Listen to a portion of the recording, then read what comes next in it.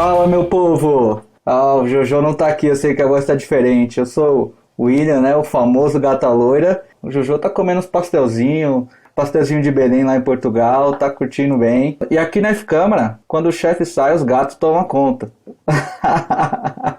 E o papo de hoje vai ser mega especial. Vamos falar de SRE. E o convidado de hoje é o Fernando Icke. Fala um alô pra galera aí, Fernando. Opa, tudo bom?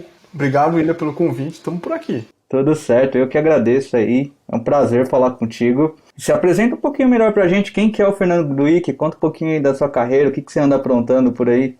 Vixe, a carreira é longa, mas deixa eu aproveitar que tem áudio, vai pro YouTube, aí eu faço uma audiodescrição mais ou menos aqui. Bom, vocês vão ver, eu já tô com o cabelo meio curto, preto, tem uns cabelos brancos aqui em cima, tô usando um óculos, tenho descendência asiática e a mistura brasileira, que você pode ver. Tô usando a camiseta preta e no fundo lá tem as coisas dos meus filhos desenhados. Atualmente eu tô como Head de Production Engineering aqui no PicPay, mas aí eu tenho carreira já com, sei lá, muitos anos. Já parei de contar. Assim, trabalhei de praticamente quase todos os papéis de tecnologia, né? Então já trabalhei com desenvolvimento, já trabalhei com segurança, já fui consultor, já tive do lado de fornecedor, já consertei impressora lá atrás.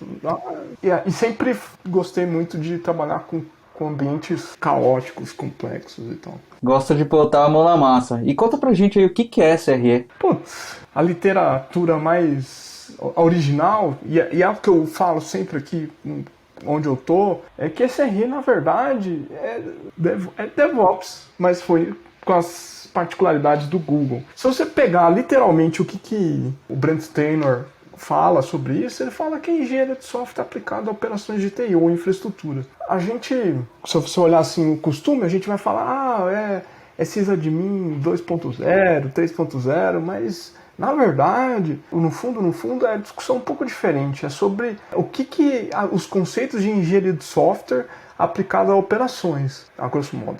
Legal. Cara, você falou muito de SRE é DevOps. A gente escuta muito isso. Qual que é a diferença entre SRE e DevOps? Acho que é a pergunta de ouro, né? É a pergunta de ouro. Na verdade, para mim é a mesma coisa, mas para o mercado, de modo geral, eles consideram, o recorte que eles fazem é que SRE é as pessoas que pensam em infraestrutura, em automação de infraestrutura de modo geral. DevOps tem se qualificado como as pessoas que olham o ciclo de desenvolvimento de software, pipeline, esteiras, continuous delivery, continuous deployment. Mas, cara, tá tudo ali no mesmo contexto. Não é tão diferente assim. E o que o pessoal do Google fala lá, se assistir a apresentação no livro, eles falam é DevOps só com uma idiosincrasias particulares deles. O pessoal vai falar, pô, DevOps é cultura. Na verdade, SRE também é cultura. Aí eu faço uma comparação com artes marciais. Não sei se você já praticou. Você já praticou? Não. Não? Eu sou nerd ali, o TI é o meu esporte. TI é esporte. Arte marcial, você aprende a fazer um golpe, karatê, jiu-jitsu, judô, você aprende a fazer os golpes e você repete de forma exaustiva, mas não é só os golpes. Tem por que você faz aquele golpe, por que você faz aquela defesa, qual é a filosofia que está por trás. Então, quando fala de SRE ou fala de DevOps, não dá para descolar do técnico, do ferramental, de como é que você atinge aquelas coisas usando aquelas ferramentas para sair do patamar anterior, que pode ser um deploy a cada 3 meses, para um deploy por dia. A empresa que faz isso, o salto que ela dá qualitativo, de quantas coisas tiveram que mudar para a realidade dela ser diferente, é incrível. Então, não dá para separar, falar que SRE é só o profissional, é um job description, DevOps não é. Até porque DevOps é. Se você olhar lá no LinkedIn, quantas vagas de DevOps? A galera que é de operações de infraestrutura aí, que tá escutando e assistindo, eu tenho certeza que o pessoal de talent que bate neles 3, 4 vezes por semana tá falando, vem ser DevOps, engenheiro DevOps. E aí o mesmo pessoal de talent vem ser SRE. E o legal é que você falou assim, o porquê que você quer fazer, o porquê que você quer aplicar, né? Como é que você traz isso pro dia a dia? Então, aí voltando à questão da arte marcial, é sempre o desafio, e aí muito também tem a ver com agilidade, assim, não o que é agilidade hoje, Mas agilidade lá, que tem a ver com as pessoas que criaram o Manifesto Ágil e tal. Você propõe essas coisas, mudanças de estrutura, de framework, de método, de ferramental, como que a gente está falando de SRE principalmente, para a gente ir para outro patamar. Então, para a gente ter um ambiente mais resiliente, para ter um ambiente mais... em que as pessoas também não têm que trabalhar exaustivamente aquela sexta-feira não faz deploy, aquela frase... Aquele medo, né? A gente, na verdade, o que a gente quer como engenharia, não só confiabilidade, mas resiliência, é que as pessoas façam deploy a hora que quiser, a hora que precisar, inclusive sexta-feira, no fim do dia, não precisar pedir pizza, entrar em pânico, ter medo e tal. Voltar aquele plantão de final de semana, esperar a batata cair. Não precisa, só no Black Friday, assim, mas se tiver planejado antes, nem no Black Friday. Black Friday você vai lá só suave. Só pra garantir que fica tranquilo, né? Tranquilo quase nunca é, porque sempre algum ponto ali da estrutura tem um gargalo, mas assim, é mais tranquilo do que, sei lá, no primeiro Black Friday aí que nada parava de pé. E cara, tem muita gente aí que fala que o SRE é aquele profissional que não gosta muito de correr risco. Ele é um pouco mais conservador. O que você acha sobre isso? Pô, agora eu preciso de ajuda, porque o que a pessoa quer dizer com isso? Que não gosta muito de arriscar, sabe? O risco controlado. Nossa, sabe que eu comecei a trabalhar com infraestrutura em 1999, 98. Faz tempo. Nesse tempo, já era esse perfil. Então, o que a gente está falando aqui no final é o sysadmin tradicional, que ele olha, ou pior, aquela galera de IT, o COBIT. Não que IT e o COBIT esteja errado, gente, não tá não. Mas do jeito que estava implementado com gerência de mudança, ou o que o pessoal vai chamar de CAB hoje, assim, não, se fizer deploy, der problema, vai perder o SLA e tal. Tem gente, há 10 anos atrás, os bancões aí do mercado financeiro, que eles não me escutem, mas eles... o bônus deles era pela disponibilidade de serviço. Então, naturalmente, as pessoas falavam assim, não, você não vai fazer deploy. Pra quê? Pra perder meu bônus? E o profissional de SRE, na verdade, ele fala o contrário. Ele fala assim, se você não está consumindo o error budget, ou quer dizer, o percentual lá do SLO que é possível de falhar, é porque a equipe não está inovando. Se a equipe não está inovando, você não está tendo crescimento, né? Ele é crescimento orgânico. Então, assim, a empresa está ficando para trás comparado com as concorrentes. Legal, então é totalmente o contrário, né? É aquele profissional que abraça a inovação. Tem até, a gente pode dizer de outra forma, ele abraça o risco. Claro, assim, não assim, vou chutar o data center, a tomada, sei lá, o Kubernetes para parar tudo. Também não é assim radical, né? Mas ele pensa junto com a equipe que ele está atuando coisas para o ambiente ficar resiliente o suficiente para as pessoas poderem correr risco. É aquilo que, de novo, assim, não tem coisa nova. Até o trabalho dele volta a ser chato, monótono, né? Porque se ele não tá também junto com a equipe correndo risco, que coisas legais novas ele tá fazendo? É difícil, né? Tem que se manter motivado também. Eu acho que a gente não pode negligenciar o risco, essa é a palavra. Sim, e risco sempre tem. Sim, você vai sair na rua, tem risco. Você vai dirigir ou andar de ônibus, tem risco. Cada um com risco diferente. Que tipo de risco? É claro que eu não estou falando financeiramente, que aí tem da vida da pessoa, então, coisas diferentes, mas sempre tem risco. Então quando a gente está falando assim, vamos fazer um exemplo clássico de desenvolvimento vou esperar 3 meses para fazer um deploy com 8 milhões de funcionalidades ou vou subir uma funcionalidade por dia ou por hora e a gente vai validando. Se tiver que fazer rollback, a gente só faz de uma e não de 8 mil. Então, eu prefiro o risco de fazer toda hora em vez de fazer a cada 3 meses e ter que passar, sei lá, 2 meses só arrumando que fez deploy. Melhor ter um risco pequeno do que várias vezes um risquinho pequeno do que um risco gigante, né? Sim, e isso que dá a garantia, não é a garantia, né? Dá segurança para a gente fazer coisas legais como a engenharia do caos, Chaos Engineer.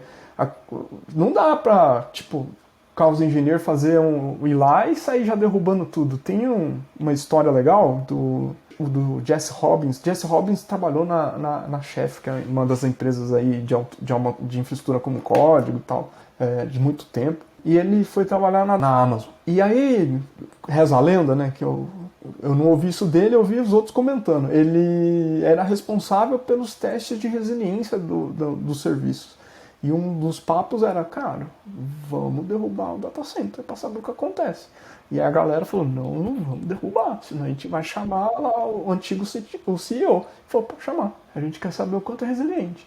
E aí, aquele pânico geral, mas no final virou o Game Day, que hoje a Amazon faz propaganda aí, e que derivou de engenharia do caos, etc.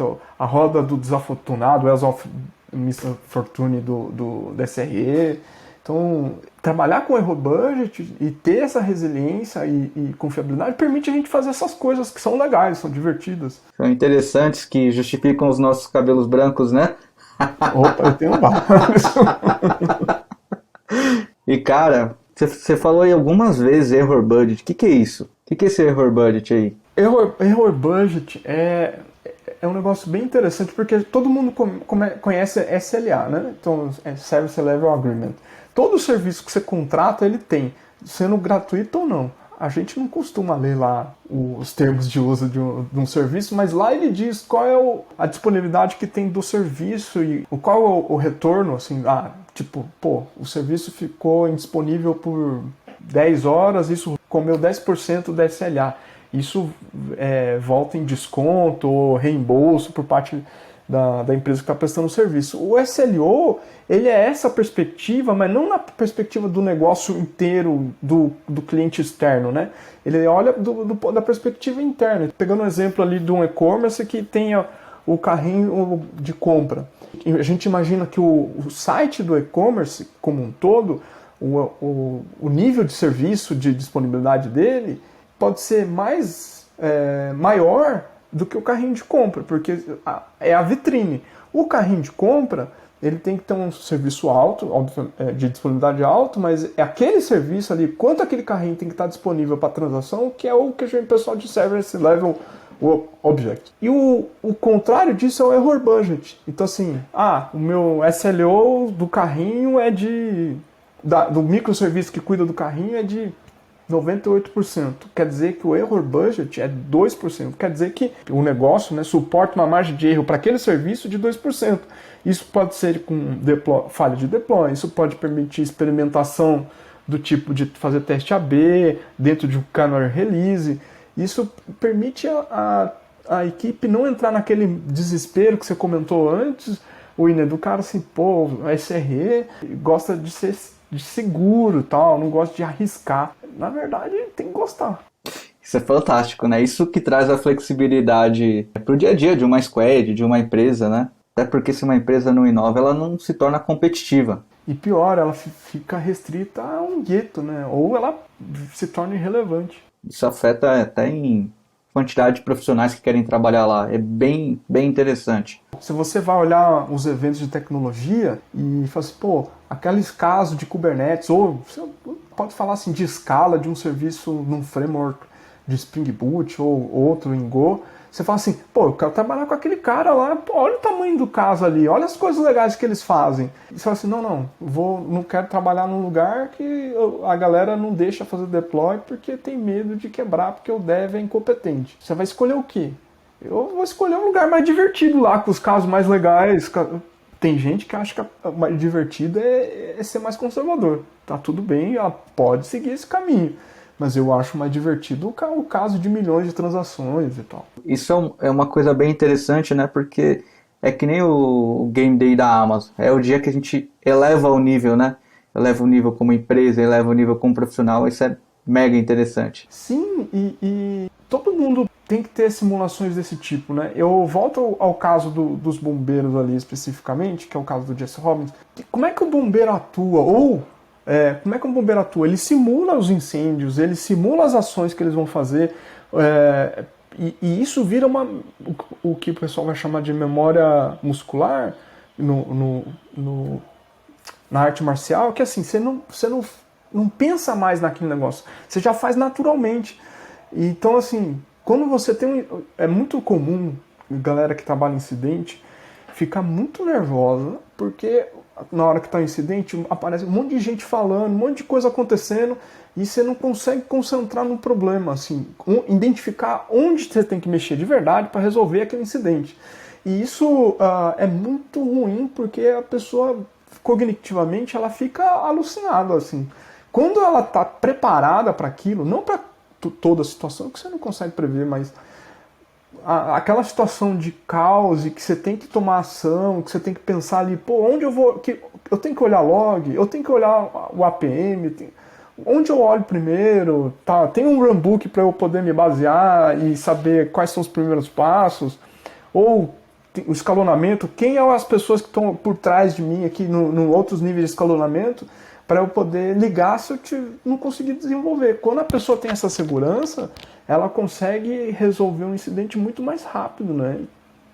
E ela fica bem menos estressada, né? Sim, aí é fundamental, né? Isso que você falou é bem legal, cara, porque não é só eu estar preparado para um desastre, eu já saber o que fazer quando acontecer um desastre e não se assustar. É simples, né? Sim, simples nunca é. A realidade é que assim, sempre vai ter incidente, sempre vai ter indisponibilidade. Imagina, uma empresa que começa com uma startup, começa com um monolito, ela vai quebrar em microserviços, não porque a culpa é do monolito, é porque ela precisou crescer e precisou desacoplar. Imagina, você tem lá 500, 600, 1000 microserviços, todos eles cruzando um com o outro, tendo informação de tudo que é jeito, de toda a transação, de todas formas diferentes, inclusive. Como é que você vai achar que aquilo ali não vai cair em algum momento e não vai ter que atuar? Então as pessoas precisam ter a segurança que a incerteza, que assim, mesmo que você esteja preparado para os inúmeros incidentes, tenha feito Game Day, tenha feito Chaos Monkey, tenha feito vários exercícios, vai acontecer alguma coisa que ela não estava preparada antes, que a situação não estava no script. Mas o detalhe é, a situação de incidente, ela está preparada para lidar porque ela já treinou antes, ela já passou por aquilo. Legal, e é insano achar que isso não vai acontecer, né? Vai acontecer, cara, não tem... O que você pode compartilhar com a gente aí nesses Game Day, esses testes de causa, o que você adquiriu aí nessa experiência? Acho que um dos melhores, que eu ainda nessa época eu não chamava disso, né? Mas foi um dos melhores, era o pessoal fazia teste de DDoS mesmo, numa empresa no mercado financeiro. Isso tem alguns anos. E assim, sempre acontecia no final de semana, e todo mundo estava, os executivos estavam alinhados, a empresa estava alinhada. Toda vez, assim, foram umas 6, 7 rodadas, e toda vez quase tudo caía. Tipo, caía desde o firewall, que não dava conta, ao balanceador de carga, aos servidores, ao banco de dados, e isso foi arrumando com o tempo, né? E a empresa começou a suportar mais transações financeiras. Claro que nas primeiras vezes foi um pânico lascado, porque assim, parou o link de internet, era data center ainda, de tanta ataque que teve, e as pessoas foram ficando mais confortáveis. Quando teve um ataque real mesmo, que foi um ataque do Anonymous, eu não lembro mais, não era Lusec, acho que era um ataque do Lusec. Quando teve de verdade, a empresa não caiu, cara. As transações continuaram acontecendo e não teve impedimento. Então, assim, a preparação e esse tipo de simulação, o legal é você ver, óbvio, as coisas caindo e tal, tem aquele desconforto da situação, mas o melhor é que ações você leva para que aquilo não aconteça de novo. Mais do que só levantar, é executar para que realmente não aconteça de novo. Isso é sensacional. Você falar que o melhor é ver as coisas caindo, dá um pouco de desespero aqui. É contra-intuitivo, né? Peraí. Mas quando você das próximas vezes que você já sabe que não vai cair, isso é gratificante, né? E as pessoas se sentem capazes, né? Que eu acho que é o grande... Tira um pouco da síndrome do impostor das pessoas. Fala assim, a gente dá conta. Não só como indivíduo. Nós como equipe damos conta. Isso é sensacional. Isso é sensacional. Para uma equipe ver um resultado como esse, é aquele resultado que vale ouro. Sim, demais. E isso tem a ver também com outra coisa que até esses dias eu tava vendo, de vez em quando eu paro para ver post-mortem, assim, no geral. Seja da empresa que eu tô ou empresa de terceiros, então. Eu te falo que às vezes me dói o coração de ver post-mortem que a equipe fala assim, não tem o que fazer. Isso é muito triste, sabe? Isso quer dizer que vai acontecer de novo e enquanto a gente não tiver uma postura, buscar um plano de ação, a gente tá aí, a gente fica vulnerável, né? É bem ruim mesmo.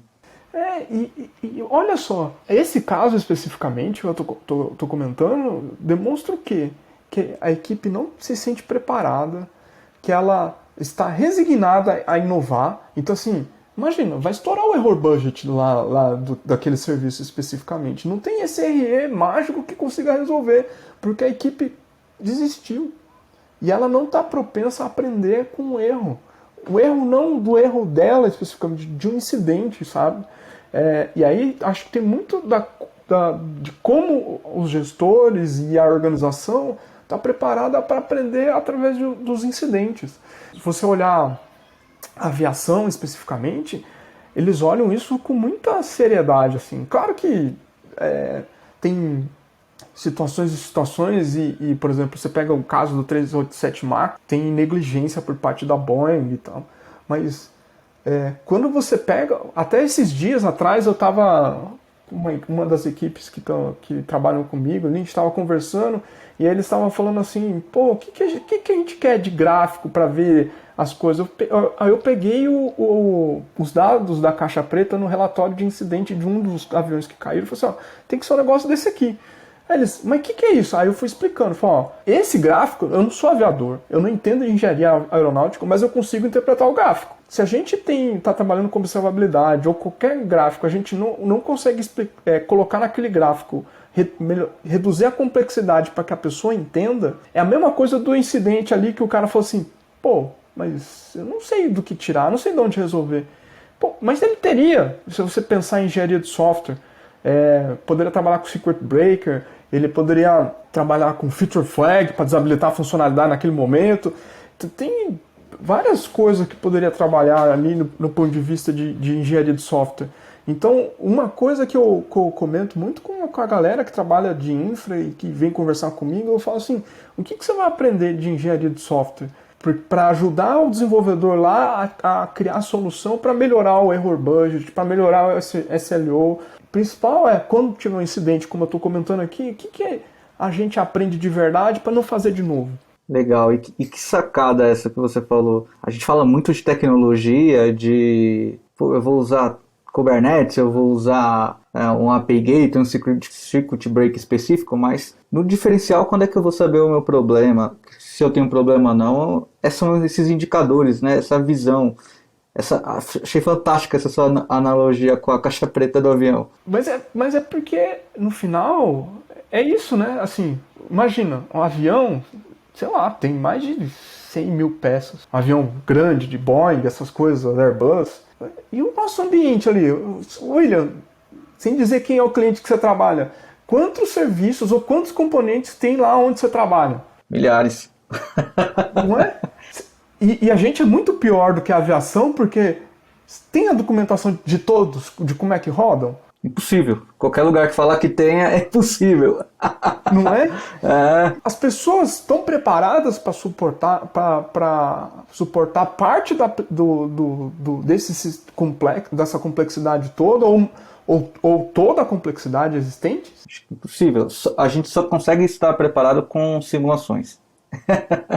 Então, se você olhar nós aqui de tecnologia para engenharia ou para engenharia aeronáutica ou energia petrolífera, elétrica, nós fazemos muito pior do que eles. Isso nos dá muita oportunidade para olhar e falar assim, pô, mas o que esses caras fazem que a gente pode fazer respeitando uma característica de tecnologia, né? Porque você cria coisas assim a cada hora, a cada minuto, sei lá, framework de linguagem de programação ou tecnologias que estão em cima de Kubernetes, praticamente a cada hora surge uma nova, não tem como se atualizar como todas.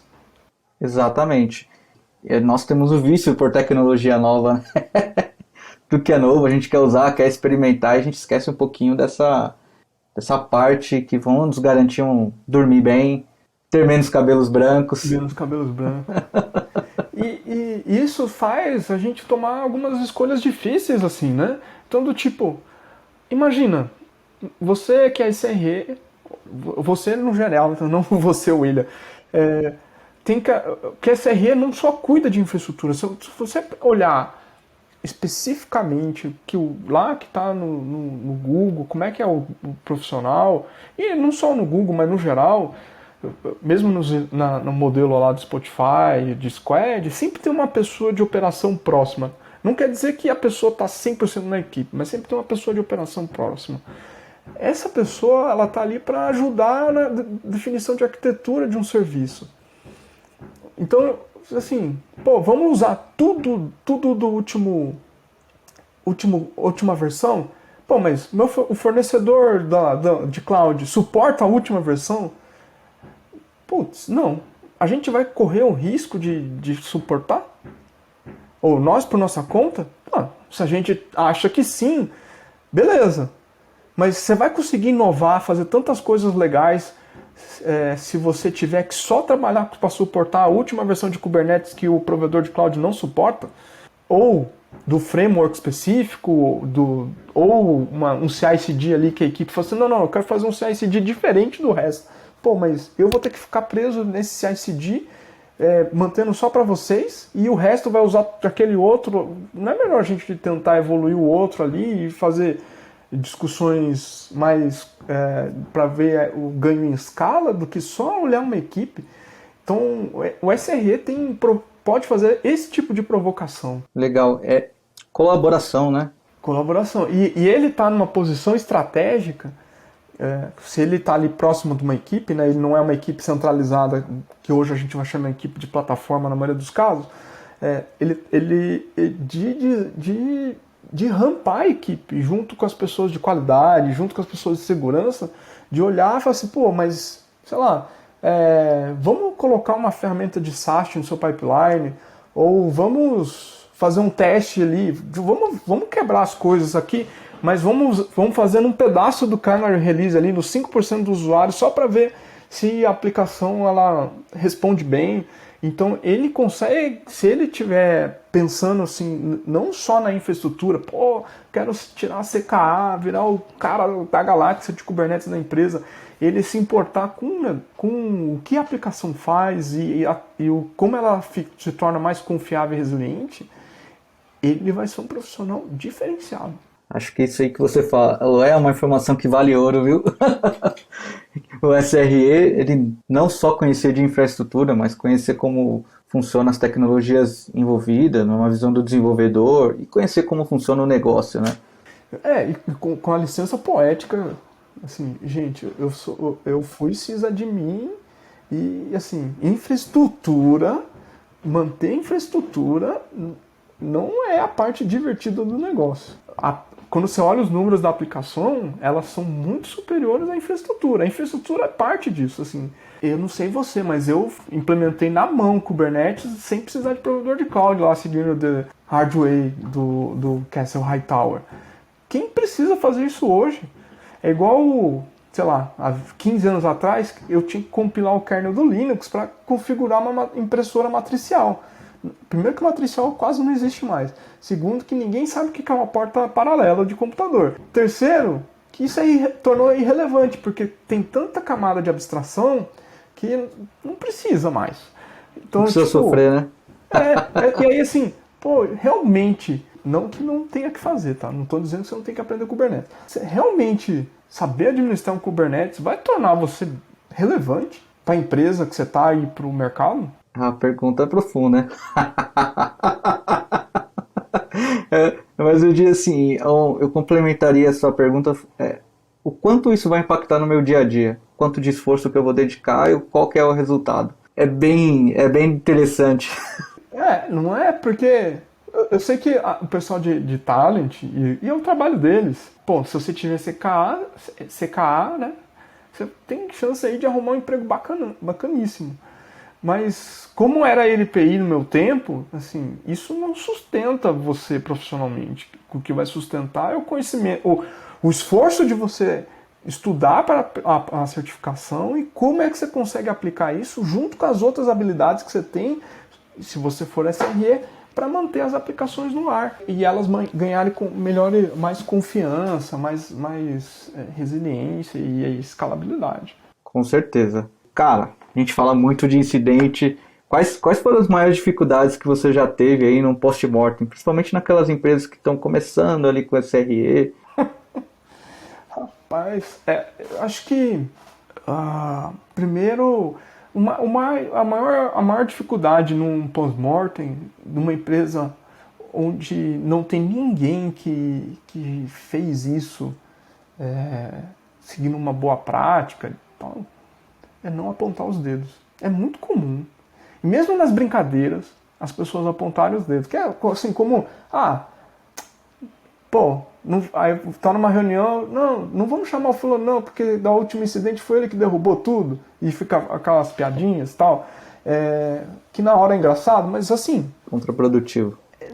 Porque a pessoa já ficou com o estigma de que assim, foi ela que derrubou da última vez. E é natural porque sempre o incidente tem a ver com alguém fez uma mudança no ambiente ou fez o deploy de alguma coisa e isso derrubou tudo. Ou derrubou parte das coisas. E as pessoas falam, mas você tinha que tomar mais cuidado, você devia prestar mais atenção naquilo. Na verdade, a discussão é outra. Então, do tipo, o que a gente aprende com isso? Então, sempre que eu participei de pós-mortem em empresas que nunca fez, as pessoas, eu falava assim, olha, os combinados para começar a fazer o pós-mortem a gente não vai dizer quem é o culpado. E muitas vezes, nas primeiras versões, dos primeiros relatórios, a gente tinha um cuidado de não colocar nominalmente o nome das pessoas, porque a empresa não estava preparada para isso. Com o tempo a gente foi colocando, a empresa foi entendendo que tem que registrar quem foram as pessoas, até para, no futuro, fazer assim, vamos rodar aquele incidente de novo, vamos chamar as pessoas que participaram para ver se podia fazer diferente.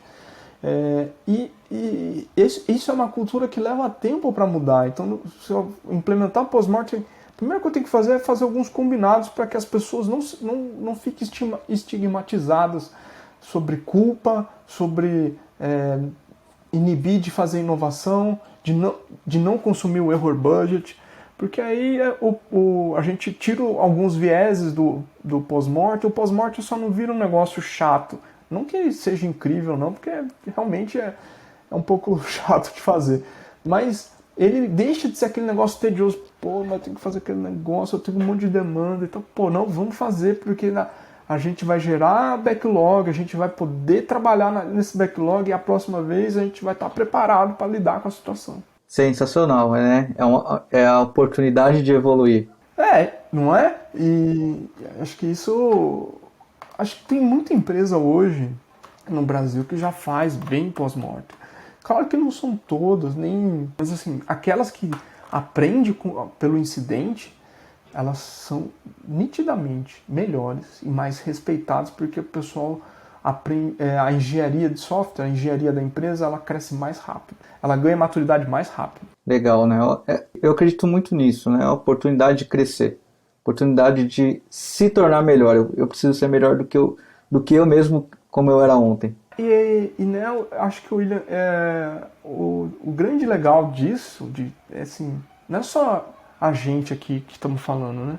É o quanto uma equipe se torna melhor. As cicatrizes de batalha e tal. É legal pra caramba, mas, será que a síndrome de super-herói tem que ser assim mesmo, cara? Tem que ser dolorido? Não pode ser melhor, assim, a gente aprender e fazer coisas divertidas no sentido de tipo, não sei se assistia a Mythbusters, mas eu assistia, ou qualquer programa de ciência que a galera vê explosões, coisas quebrando e a galera explica cientificamente por que é massa pra caramba você ver isso, assim, e a gente tem condições de fazer isso da nossa área, cara. Não do mesmo jeito, né? Mas aí com caos, game day, etc. Não dá pra explodir tudo. Não, ainda não. Mas o legal, eu acho que o sensacional do post-mortem é isso que você falou. A gente tem as condições de fazer na nossa área e perguntar assim, como que eu posso fazer para evitar isso?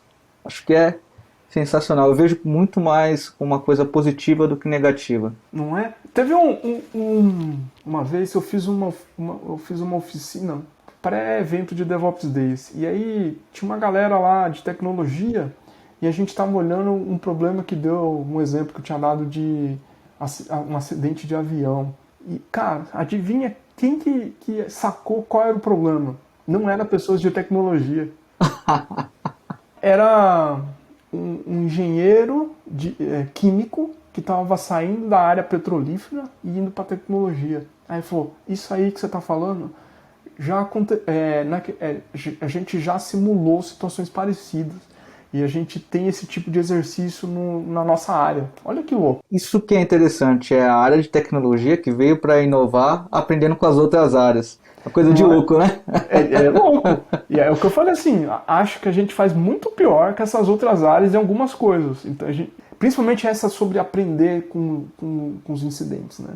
Mas, William, você acha que um bom SRE tem que só saber Kubernetes? O que ele tem que saber? Saber um pouquinho de tudo, né?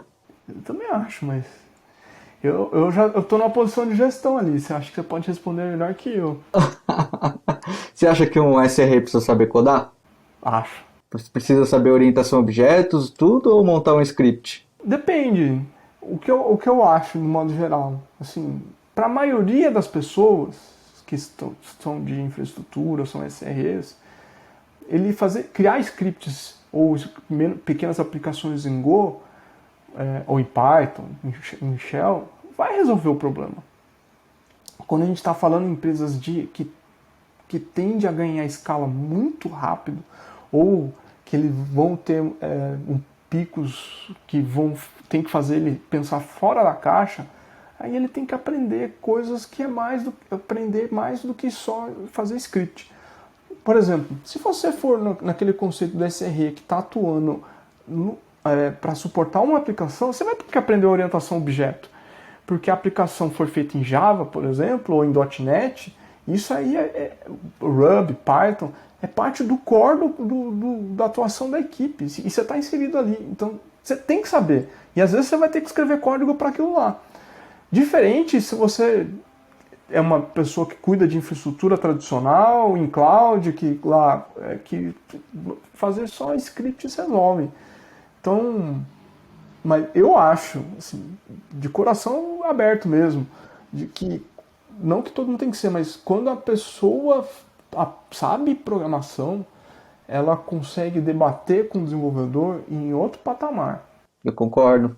Faz muita diferença. Não é só, por exemplo, subir uma aplicação dentro do Kubernetes, mas o que eu preciso, o que o desenvolvedor tem que se preocupar na hora de colocar sua aplicação lá. Acho que faz total diferença. Sim, e aí quando você vai explicar assim, vou chutar aqui, você fez um full garbage GC, um full garbage collect na aplicação Java, e assim, você tem que saber do que aquela JVM fez isso.